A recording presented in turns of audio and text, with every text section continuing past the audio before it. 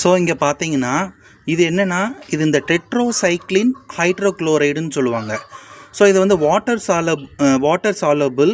இது பார்த்திங்கன்னா பெரும்பாலும் வந்து இந்த கோழிகளுக்கு வந்து இந்த வெள்ளை கழிச்சல் அந்த மாதிரி ப்ராப்ளம்ஸ்லாம் வரும்ல.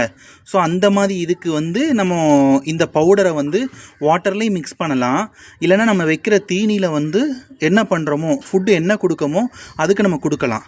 சரிங்களா? இது வந்து நல்ல ஒரு இது நான்லாம் இதெல்லாம் வீக்லி ஒன்ஸ் வந்து இந்த பவுடரை நான் போடுவேன். எப்படி போடுவேன்னா, ஒன்று வாட்டரில் நான் மிக்ஸ் பண்ணுவேன். அப்படி இல்லைன்னா பார்த்தீங்கன்னா இதை வந்து என்ன பண்ணுவேன்னா ஃபுல்லாக ஃபுட்டில் வந்து வைப்பேன். வாட்டர்லேயும் மிக்ஸ் பண்ணுவேன், இல்லை ஃபுட்டில் எல்லாம் வைப்பேன்.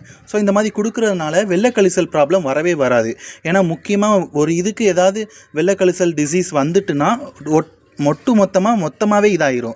ஸோ இந்த மாதிரி ப்ராப்ளம் வராமல் இருக்கணும்னா இந்த மாதிரி பவுட்ரு, அதாவது டெட்ரோசைக்ளின் ஹைட்ரோக்ளோரைடுன்னு இருக்கும்.